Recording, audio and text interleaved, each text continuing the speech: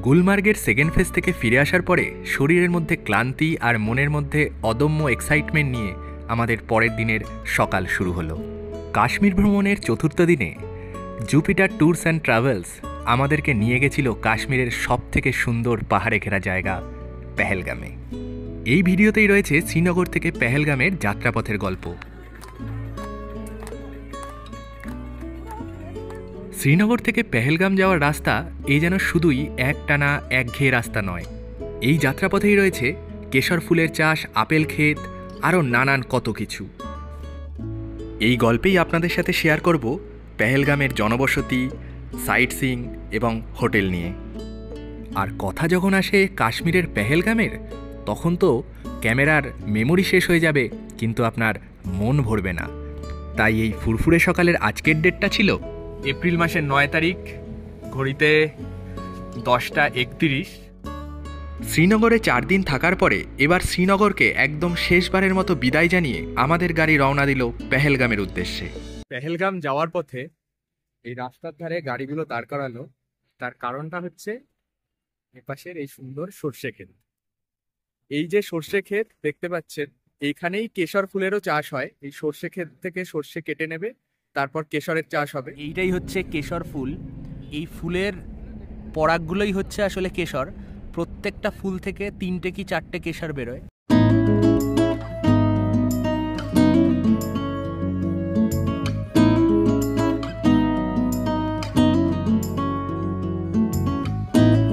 দেখুন পুরো একদম সর্ষে ক্ষেত, তার মাঝখান দিয়ে হাঁটছি। জায়গাটা তো খুব সুন্দর লাগছেই। আর পেছনে দেখা যাচ্ছে ওই যে পাহাড়, পুরো বরফের পাহাড় দেখা যাচ্ছে পেছনে।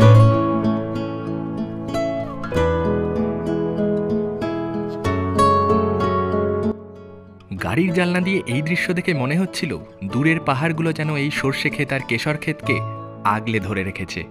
আর এই সব কিছুকে সঙ্গী করেই আমাদের গাড়ি চলছিল সামনের দিকে। চলার পথে আমাদের গাড়ি আবার দাঁড়ালো।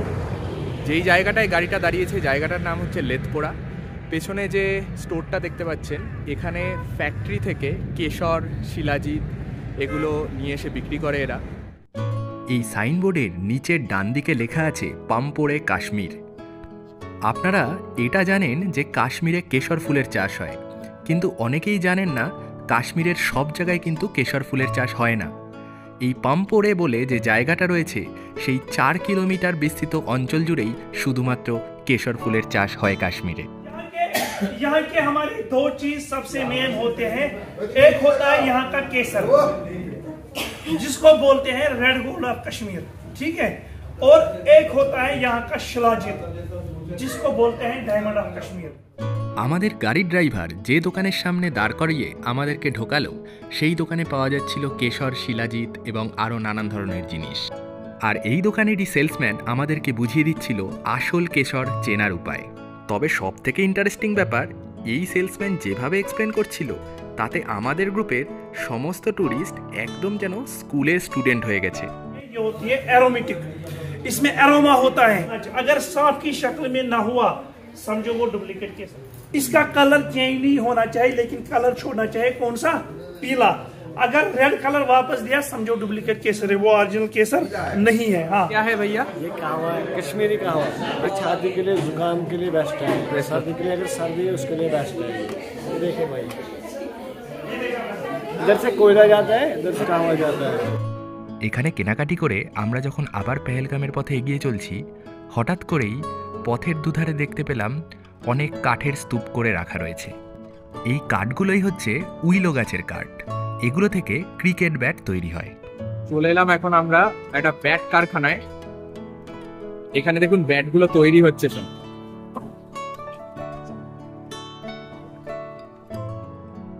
একদম গাছের র কাঠ থেকে কি করে স্টেপ বাই স্টেপ প্রসেসে ব্যাট তৈরি হয়, সেটা পুরোপুরি দেখতে পেলাম এই কারখানায়।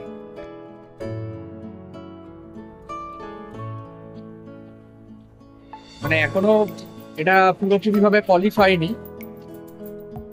ব্যাটগুলো সঠিক শেপে কাটিং করার পর পলিশিং এবং গ্রিপ পরানো সবকিছুই চলছে এখানে। আমরাও আর দেরি না করে চলে গেলাম ব্যাট দেখতে। ব্যাটের কোয়ালিটি ভালো।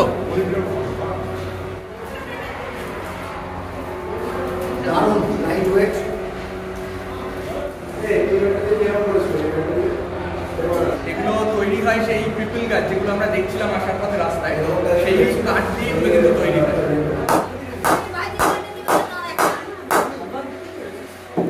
ये ड्यूस बैट है, कितना इसका प्राइस क्या आएगा? 3,500। यूसुफ पठाনের সাথে ফটো এই আঙ্কেলের। अच्छा, आपका नाम क्या है? अच्छा, तो आपने यूसुफ पठान के साथ फोटो ले लिए? আমরা এই ব্যাগটা কিনলাম, তো তারপর প্রথমে এটা প্রাইস ছিল হচ্ছে 900, তারপর আমরা আরেকটু উনি আমাদের ট্রাই করছিল কমানো বাড়ানোর জন্য, হলো না, বললো 500, তারপর আমরা একটা রেট দিলাম 300, আর ওটা আমরা ফিক্সড রেট, উনিও রাজি আমরাও নিয়ে নিলাম, তো হয়ে গেল 300। হ্যাঁ 300 ডান। আপনারা যারা যারা কাশ্মীর আসবেন ভাবছেন তাদেরকে আমি নন্দিনীর নাম্বারটা দিয়ে দেবো। আপনারা অবশ্যই নন্দিনীর কাছে একবার বার্গেনিংয়ের ক্লাস করে তারপরে যাবেন কাশ্মীর। আর কাশ্মীরে যাওয়ার জন্য জুপিটার ট্যুরস অ্যান্ড ট্রাভেলস তো আছেই, যাদের সাথে আমরা এসেছিলাম। নন্দিনীর থেকে বার্গেনিংয়ের স্কিল শিখতে শিখতে এই ব্রিজটা যেই মুহূর্তে আমরা পেরোলাম তখনই যেন চারিপাশের দৃশ্য বদলে গেল। আর তারপরে যেই জায়গায় আমাদের গাড়ি দাঁড়ালো, জায়গাটার নাম হচ্ছে অ্যাপেল ভ্যালি। চারিদিকে এখানে দেখতে পাবেন শুধু আপেল গাছ আর আপেল গাছ। ये एप्पल चटनी का सब प्राइस क्या है, एक बार बता दीजिए। 250 है सर, ये सारा 250 का। एप्पल पिकल है, एप्पल जाम है, एप्पल कुरमा है, एप्पल पिकल है, एप्पल चटनी है, मलबेरियन जाम है। 250 रुपया। हाँ 250 रुपया। দেখুন আপেল ক্ষেতের ভেতর ঢুকলাম, এখানে এই যে আপেলগুলো দেখছেন এগুলো কিন্তু আসলে প্লাস্টিকের আপেল, কারণ এখন তো আপেলের সিজন নয়। এই ফুলগুলো হচ্ছে অরিজিনাল, ঠিক আছে, কিন্তু এই আপেলগুলো প্লাস্টিকের সাজিয়ে রেখেছে যাতে ফটো তুলতে সুবিধা হয় যারা টুরিস্ট আসবে তারা। ছোটবেলায় একটা কথা শুনেছিলাম, দুধের স্বাদ ঘোলে মেটানো, আর তার চক্ষুষ প্রমাণ এই এপ্রিল মাসে কাশ্মীরের আপেল বাগান বেড়াতে এসে পেলাম।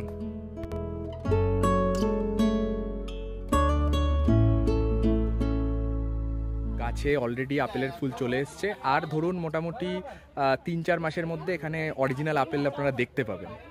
এপ্রিল মাসে এসে কোনো আপেল হয়তো দেখতে পারলাম না গাছে, কিন্তু কথাটা আজ কিন্তুতেই শেষ থাক। ঠিক যেমন রবীন্দ্রনাথের ছোট গল্প, শেষ হয়েও হইল না শেষ। एप्पल जूस कितना करके भैया? 50 रुपीज। 50 पूरा फ्रेश एप्पल हाथ से आता है। देखिए सर, फ्रेश एप्पल जूस कहाँ निकलेगा सर? ये यूनिक सेब रहता है कश्मीर का, ये बाहर नहीं जाता है ज्यादा। और भैया सीजन कौन से टाइम में रहता है? सीजन रहता है अगस्त से सितंबर, अक्टूबर, नवंबर तक। अच्छा, तब आएंगे तो पूरा एप्पल दिख जाएगा पेड़ पे दिखता है, नवंबर तक दिख जाएगा।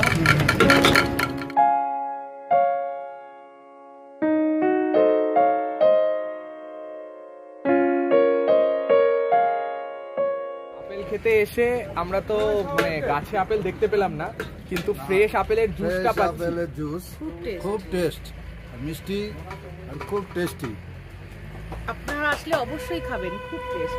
তাহলে যাই হোক, গাছে আপেল দেখতে পাইনি, কিন্তু এই জুসটা খেয়ে নিচ্ছি। হ্যাঁ হ্যাঁ, এতেই আমাদের এতেই এখন পুষিয়ে নিতে পেয়ে গেছি। হ্যাঁ, এপ্রিল মাসে আপেল বাগানে আপেল ফুল দেখে চলে যাওয়ার পর মনের স্বাদ কতটা মিটেছিল সেটা বলতে না পারলেও এর পরে যেখানে গাড়ি দাঁড়িয়েছিল সেটা দেখার পর কিন্তু আমাদের মনের সব স্বাদ মিটে গেছিল।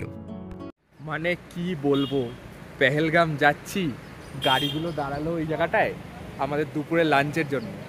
ঘড়িতে এখন বাজে 2:27, লাঞ্চ করার জন্য দাঁড়ালো। কোন জায়গাটায় দাঁড়িয়েছে আমি শুধু দেখাচ্ছি জায়গাটা দেখুন, মানে ভাবতে পারছি না, অকল্পনীয়। নদী বয়ে যাচ্ছে, খরস্রোতা নদী, এটাই হচ্ছে সেই লিডার নদী যেটা পেহেলগাম অবধি আমরা পাবো নদীটাকে আমাদের সাথে সাথে। সেই নদীর পাশে আমরা এখন লাঞ্চ করব।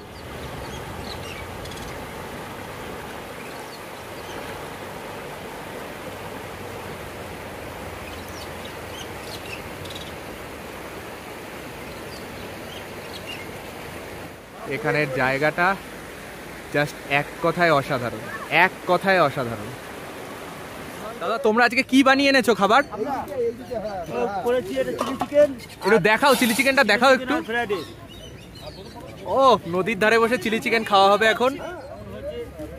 আরে পুরো ঝুড়ো ঝুড়ো ফ্রাইড রাইস, সাথে সব একদম ভেজিটেবিল।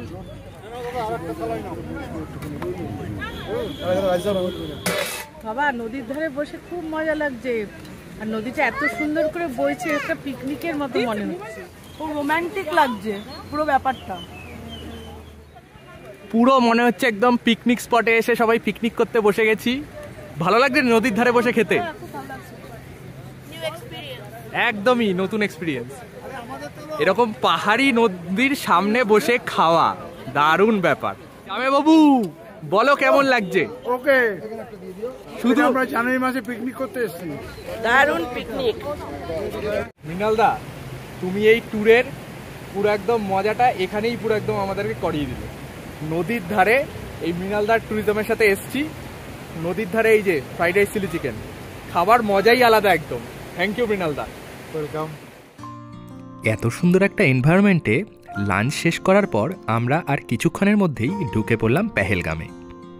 পাহাড়, নদী, সবুজ সব মিলিয়ে এ যেন এক স্বপ্নরাজ্য। জুপিটার ট্যুর অ্যান্ড ট্রাভেলস আমাদের জন্য যে রুমের ব্যবস্থা করেছিল সেটা হলো হোটেল রাহাত। এটা আসলে একটা কটেজ।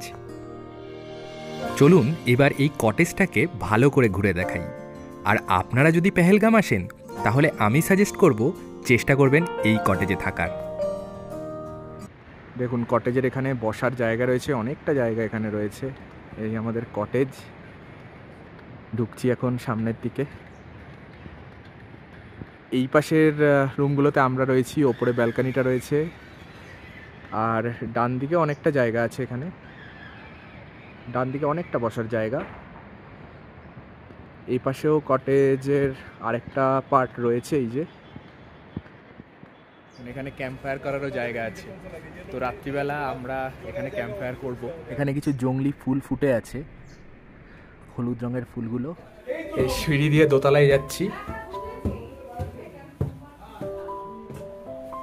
এখানে একটা কমন স্পেস রয়েছে যেখানে চেয়ার টেবিল রাখা রয়েছে। এখানে একটা সোফা রয়েছে, আর এটা হচ্ছে রুম নাম্বার 301। একটা বিছানা এখানে রয়েছে, রুমে টিভি আছে, এপাশটা কাবার্ড। এই ভিউটা হচ্ছে সব থেকে বেস্ট পার্ট এখানে। জাস্ট এখানে উঠলে এই জানলাটা যদি খোলা যায়, নদীটা বয়ে যাচ্ছে, লিডার নদী পাশ দিয়ে, সামনে পাহাড়। দারুণ দারুণ জায়গাটা। আর এখানে ওয়াশরুমটাও দেখাচ্ছি। এখানে একটা গিজার রয়েছে, ওয়াশরুম, কোমোড রয়েছে, কল আছে, ওয়াশরুমে একটা আয়না রয়েছে। এখানে বারান্দা যেটা রয়েছে সেখানটায় দেখুন একটা সোফা পাতা রয়েছে। এখানে রাত্রিবেলা বসে যদি এই ভিউটা দেখা যায় মানে অসাধারণ লাগবে। এখানে আমরা 2 দিন থাকবো, মানে 2 রাত কাটাবো এই হোটেলে। আশা করছি ভালো লাগবে।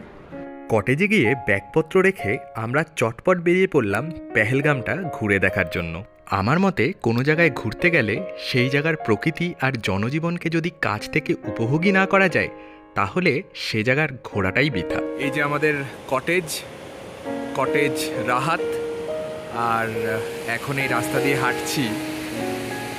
কি বলবো, কি অপরূপ লাগছে। ডান দিকে কিছু ঘোড়া হেঁটে হেঁটে যাচ্ছে এখানে। আমি জানি না এই ঘোড়ার মালিক আছে কি নেই এখানে। আর বাঁদিকেই খরস্রোতা নদী, লিডার।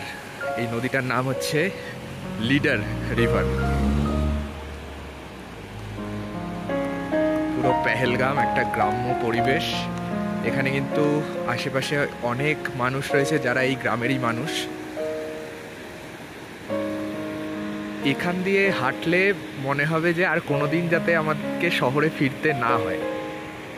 এই সুন্দর গ্রাম, এই পাশে নদী বয়ে চলেছে, নদীর এত সুন্দর একটা জলের আওয়াজ। এই পুরো যে সৌন্দর্য, এটা আপনাদের সাথে শেয়ার না করে আমি আর থাকতে পারছি না।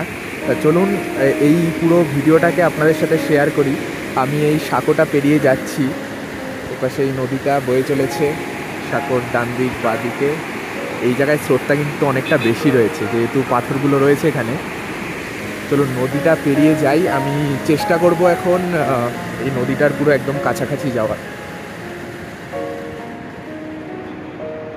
নদীটার একদম কাছাকাছি যাওয়ার চেষ্টা করব।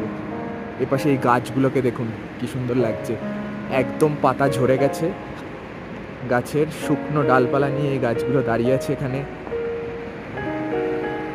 ওই যে ওপাশে হচ্ছে মেন রাস্তাটা যেখান দিয়ে গাড়িগুলো চলে। আর আমি এপাশে সাঁকোটা পেরিয়ে এলাম একটা মাঠের মতো জায়গা, এখানে এই নদীটার একদম সামনে যাব বলেই এসেছি। ও কি লাগছে, দুর্ধর্ষ। এখন ঘড়িতে বাজে 6:06, সন্ধে 6:06 এখন। সন্ধে বললে ভুল হবে, এই সময়টাকে এখন বিকেলই বলতে হবে, কারণ এখনও কিন্তু সূর্য অস্ত যায়নি, এখানে অনেক দেরি করেই সূর্যাস্ত হয়।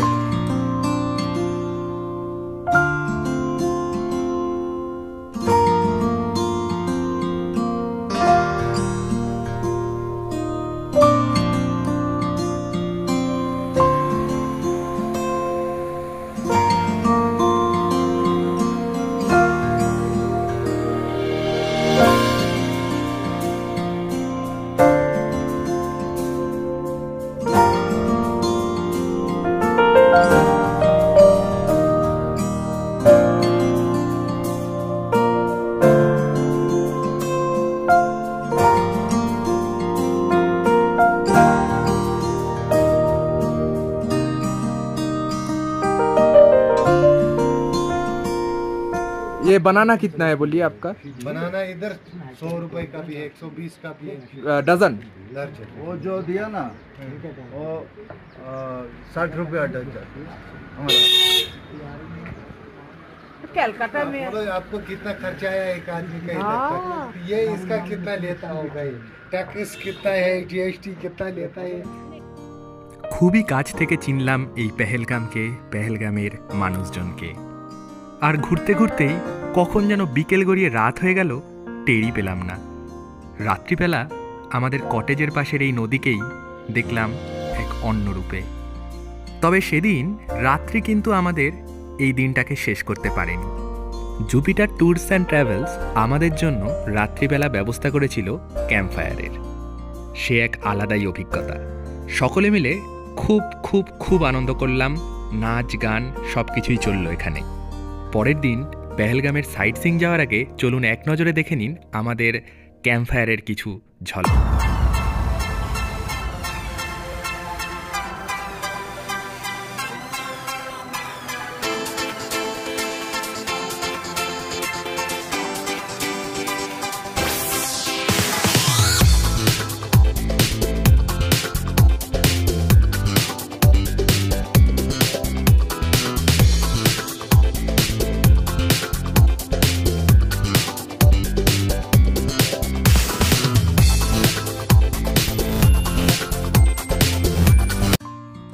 রাত্রিবেলা ক্যাম্পফায়ারে অসম্ভব ধরনের আনন্দ করে সকালবেলা আবার প্রস্তুত হলাম পেহেলগামের সাইট সিইংয়ের জন্য। এই রেড চার্টে দেওয়া ফোন নাম্বারে কল করে আমরা গাড়ি বুক করে নিলাম। এখানে সাইট সিনের গাড়ি বুকিংয়ের জন্য স্ক্রিনে দেওয়া যে নাম্বারটা আছে, এই নাম্বারে ফোন করলেই ইউনিয়নের ওখানেই কল যাবে, ওখান থেকেই আপনাদের জন্য হোটেলে গাড়ি পাঠিয়ে দেবে। আর আপনারা যদি হোটেলেও বলে রাখেন, হোটেল থেকেও ওরা ব্যবস্থা করে দেবে, রেট একদম সেমই হবে এখানে। পেহেলগামে গাড়ি বুক করার পদ্ধতিটা আপনাদের সাথে শেয়ার করে দিই। এখানে কিন্তু আপনাদের নিয়ে আসা গাড়ি বা বাইরে থেকে আসা গাড়ি আপনাকে সাইট সিইংয়ে নিয়ে যাবে না। পেহেলগামে সাইট সিইংয়ের জন্য বিভিন্ন ধরনের গাড়ি পাওয়া যায় এবং তাদের নিজস্ব একটা ইউনিয়ন আছে। আপনারা চাইলে ট্যাক্সি স্ট্যান্ডে গিয়ে অথবা হোটেলে যে রেট চার্ট দেওয়া আছে ইউনিয়নের, সেখান থেকে যে গাড়ি বুক করতে চান সেই গাড়িকে ফোন করে বুক করে নিতে পারেন। আমরা 8 জনের জন্য একটা সুমো বুক করে বেরিয়ে পড়লাম সাইট সিইং করতে, আরু ভ্যালি, বেতাব ভ্যালি এবং চন্দনবাড়ির জন্য।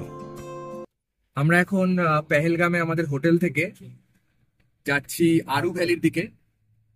এটা ডিস্টেন্স হচ্ছে 12 কিলোমিটার, সময় লাগবে মোটামুটি 20 থেকে 25 মিনিট।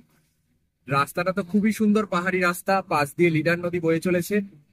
একা বাঁকা পাহাড়ি রাস্তা ধরে আমরা যাচ্ছি এখন আরু ভ্যালির দিকে। এই গেট দিয়ে আরু ভ্যালিতে যাওয়ার জন্য পার হেড ওরা 25 টাকা করে চাইছে, তো আমরা মোটামুটি 50-100 টাকা দিয়ে ম্যানেজ করার চেষ্টা করছি। 50 रुपया ले लो, हमरा तो आपका ये 225 बताइए उस्ताद जी, अपनी बत्ती से इसलिए छोड़ा 125 100 ठीक है। কাশ্মীরে যেখানে কেউ 1 টাকা পর্যন্ত ছেড়ে দেয় না, সেখানে এই সহৃদয় ব্যক্তির 125 টাকা ছেড়ে দেওয়াকে হজম করে নেওয়া একটু কঠিনই ছিল আমাদের। তবে যেখানে কোনো রিসিপ্ট ছাড়াই টাকা নেওয়া চলছে তার বৈধতা নিয়ে আমরা মাথা ব্যথা করে এই সৌন্দর্য দেখা থেকে নিজেকে বিরত রাখতে চাইনি। তাই সেই দিকে মাথা না ঘামিয়ে আমরা এই প্রকৃতির সৌন্দর্য দেখতে দেখতে পৌঁছে গেলাম আরু ভ্যালিতে।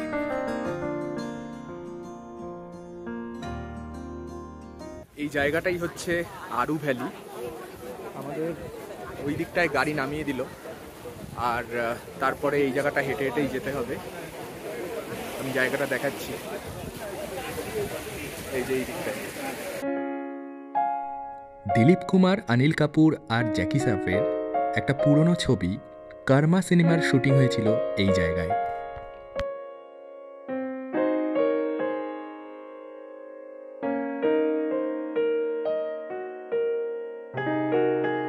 इधर से आरू वैली कैसे? घोड़े में जाना है? घोड़े में जाना है इधर। हाँ, हाँ। कितना घोड़ा का प्राइस कितना आएगा? घोड़े का प्राइस इसमें 1200 रुपया आएगा, लेकिन 1200 आज डिस्काउंट में 600 आएगा।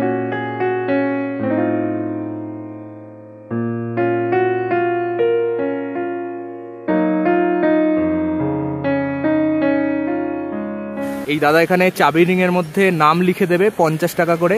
এখানে একটা স্মৃতি নিয়ে যাওয়া যাবে এটা থেকে। ये कितना खर्चा आएगा? 50 रुपीज का लेव डेकोरेशन करके, सब कुछ मिला के 50 रुपीज। किसी पे भी लिखा सकते हो। এই যে আই লাভ কাশ্মীর, এই কি চেন পাওয়া যাচ্ছে এখানে 20 টাকা করে, আর নাম লিখলে 50 টাকা। এখান থেকেই ঘোড়া করে যাচ্ছে অ্যাকচুয়াল যে ভ্যালিটা রয়েছে ওপরের দিকে, সেখানে সে দেখতে পাচ্ছেন পাহাড় ভ্যালি। এই ছোট নদীটা পার করে আবার চলে যাব, আমাদের গাড়ি ওই পাশটায় দাঁড়িয়ে আছে।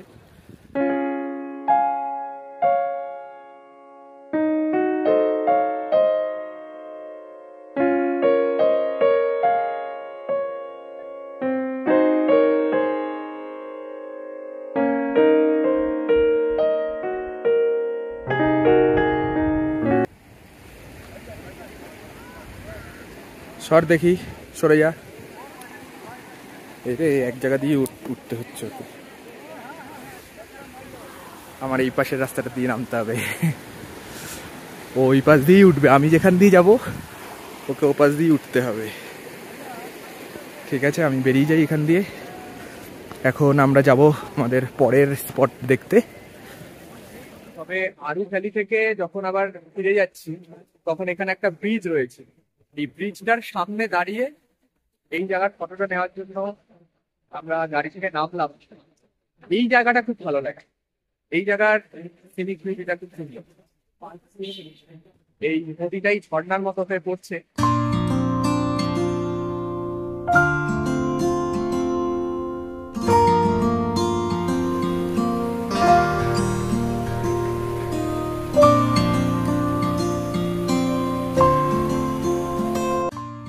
ডিসেম্বর মাসে পেহেলগামের এই সব রাস্তা কিন্তু বরফে একদম ঢাকা থাকে। সেই সময় যদি আপনারা পেহেলগাম আসেন তাহলে কিন্তু পেহেলগামের পুরো এক অন্য রূপ দেখতে পাবেন। আরু ভ্যালি থেকে বেরিয়ে আমাদের পরের গন্তব্য ছিল চন্দনবাড়ি। পেহেলগামের মেন গ্রাম থেকে চন্দনবাড়ি আর আরু ভ্যালি দুটো জায়গায় সম্পূর্ণ আলাদা দিকে। তাই আরু ভ্যালি থেকে চন্দনবাড়ি যেতে হলে প্রথমে আপনাকে 12 কিলোমিটার ব্যাক করে পেহেলগ্রামে আসতে হবে। তারপর সেখান থেকে আবার 16 কিলোমিটার পাহাড়ের ওপর উঠতে হবে চন্দনবাড়িতে। তবে চন্দনবাড়ি যাওয়ার এই রাস্তা কিন্তু একদম পাহাড়ি রাস্তা, আর রাস্তার সিনিক বিউটি অসাধারণ।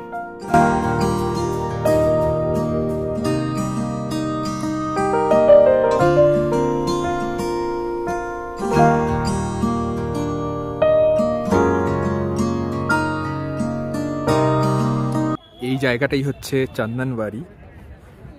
এই যে এখানে বরফের ওপর দিয়ে অনেকে উঠছে। বরফগুলো যদিও জমে গেছে, অনেক দিন আগেকার বরফ। এখানে পাহাড়ের ওপর দিয়ে ওঠার রাস্তা রয়েছে। এই যে উঠে উঠে অনেকে অনেক ওপর অব্দি যাচ্ছে। আর ওপর যত বেশি ওপরে যাবেন তত এই পাশের যে ভিউটা রয়েছে তত সুন্দরভাবে এই ভিউটাকে দেখা যাবে আরো।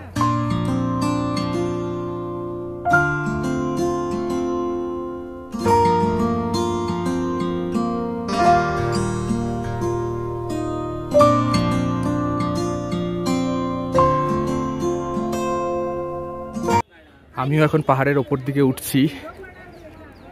রাস্তা অনেক খাড়াই, তবুও চেষ্টা করে উঠে যাব হয়তো। একটু বেশি বয়স্ক মানুষরা কিন্তু এখানে যেতে পারবে না। আমার দিদি হাঁটছে, দিদির হাঁটু ব্যথা আছে। দিদি পারছো উঠতে? হ্যাঁ উঠে এসেছি। তুমি কতটা উঠেছো দেখো, এই দেখো অনেকটা উঠেছি, এই যে অনেকটা উঠা হয়ে গেছে অলরেডি।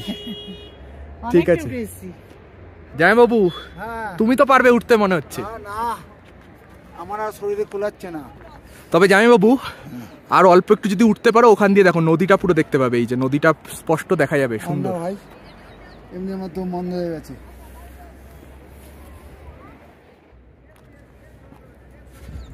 এখানে খুব সাবধানে উঠতে হবে।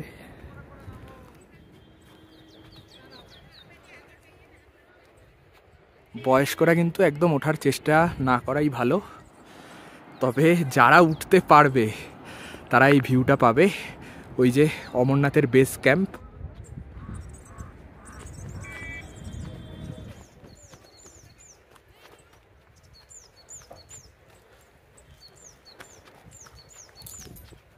আমি শুধু ভাবছিলাম এখানে ওপরে ওঠাটা সার্থক হবে কি হবে না। তবে যতটা এখানে দেখতে পাচ্ছি ওপরে ওঠাটা কিন্তু পুরোপুরি সার্থক। এখান দিয়ে যা ভিউটা এখানে দেখা যাচ্ছে, অসাধারণ ভিউ দেখা যাচ্ছে এখান থেকে। উফ, দেখুন পুরো একদম পাইন গাছের সারি,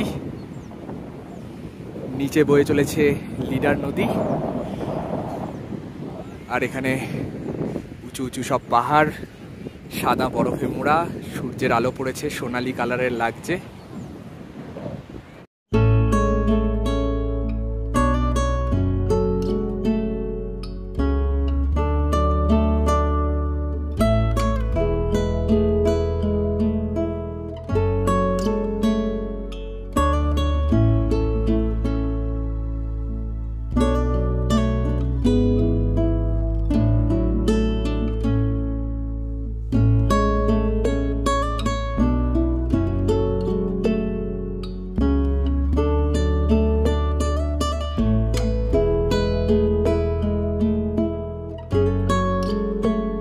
চন্দনবাড়ির একদম ওপরে চলে এসেছি।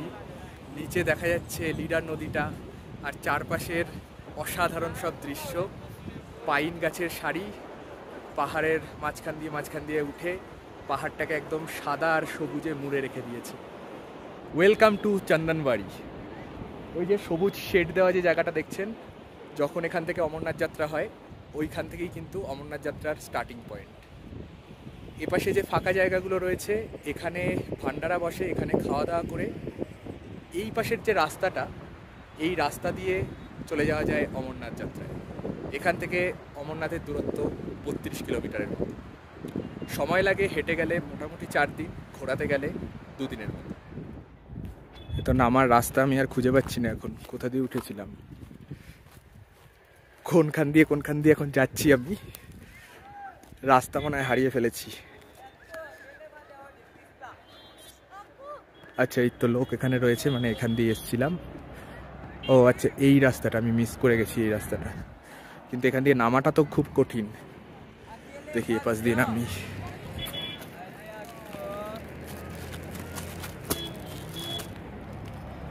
এখানে পুরো একদম ঢালু রাস্তা, পাথরে পা দিয়ে যেতে হবে।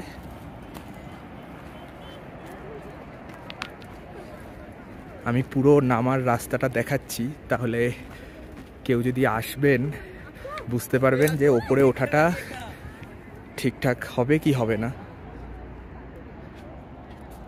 ওপাশে দেখুন গাড়িগুলো অনেক আসছে এখনো, টুরিস্ট এখানে এসেই যায়, সময়ের কোনো বাধ্যবাধকতা নেই।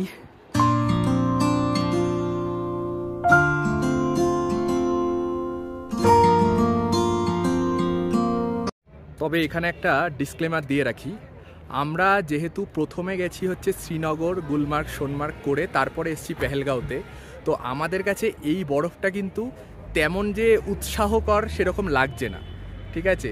তবে যারা প্রথমে পেহেলগাঁও আসবেন এবং তারপরে সোনমার্গ, গুলমার্গ করবেন, তাদের কাছে এই জায়গাটা কিন্তু খুব ভালো লাগবে।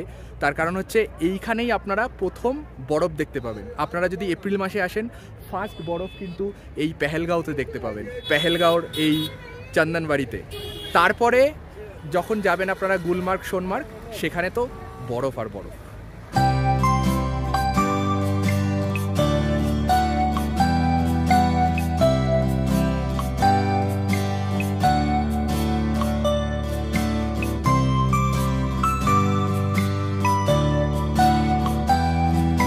চন্দনবাড়ি থেকে এই রাস্তাটা দিয়ে আমরা এলাম। চন্দনবাড়ি থেকে মোটামুটি 10 কিলোমিটার। এই যাওয়ার পথেই বাঁদিকে পড়ছে বেতাব ভ্যালি।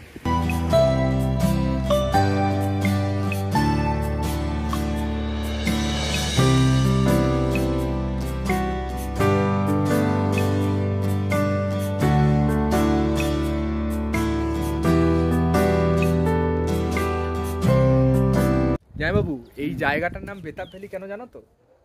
বেতাব বইয়ের শুটিং হয়েছিল, হ্যাঁ, এর জন্য সানি দেওল আর অমৃত সিং। আচ্ছা, কোন সালে হয়েছিল তোমরা দেখেছিলে? দেখেছি বইটা, কিন্তু এখনো মনে নেই। আচ্ছা, আমি কি জন্মেছিলাম? আমি মনে হয় তখনও জন্মাই না, অনেক আগেকার বই। অনেক আগেকার বই। আচ্ছা, তো চলো আমরা গিয়ে একটু শুটিং করে আসি ওখানে। আচ্ছা চলো আমরা যাই। হ্যাঁ। ওপর থেকে বেতাব ভ্যালিকে এত সুন্দর দেখতে লাগছিল, সত্যিই মনে হচ্ছিল যদি গিয়ে শুটিং করা যায়। তবে শুধুমাত্র একটা অমৃতা সিংয়ের অভাবের জন্য আপনাদের এই 2 টাকার সানি দেওয়ালের সেদিন আর শুটিং করা হলো না। তাই জন্য গাড়ি নিয়ে আমরা চলে এলাম একদম বেতাব ভ্যালির গেটের সামনে। এই দিকটা হচ্ছে বেতাব ভ্যালির কার পার্কিং, আর ওই পাশটা হচ্ছে গেট। বেতাব ভ্যালিতে ঢুকতে 100 টাকা করে টিকিট লাগে, ছোটদের জন্য 50 টাকা। আর তার ঠিক পাশেই রয়েছে এই লিডার নদীটা, পুরো খরস্রোতা নদীটা তার পাশ দিয়ে বয়ে গেছে। খুব সুন্দর লাগছে। এখানে প্রচুর মানুষ কিন্তু এখানে ফটো সেশন করছে। এই যে দেখুন, নিচে দাঁড়িয়ে অনেকে ফটো সেশন করছে। আমার এপাশটাও দেখাচ্ছি, কত মানুষ দাঁড়িয়ে নদীর জলের পাশে ফটো তুলছে। আজকে এই বেতাব ভ্যালি দেখতে দেখতে পেহেলগামের ভিডিও এখানেই শেষ করলাম। আপনারা যদি আমার কাশ্মীর ভ্রমণের বাকি ভিডিওগুলো এখনও না দেখে থাকেন, তাহলে চটপট আমার চ্যানেলটাকে সাবস্ক্রাইব করে নিন। এই ভিডিওটা কেমন লাগলো অবশ্যই কমেন্ট করে জানান। আপনাদের একটা ফিডব্যাক আমাকে আরও মোটিভেট করবে নতুন নতুন ভিডিও বানানোর জন্য। সঙ্গে থাকুন, দেখা হবে আবার পরের ভিডিওতে।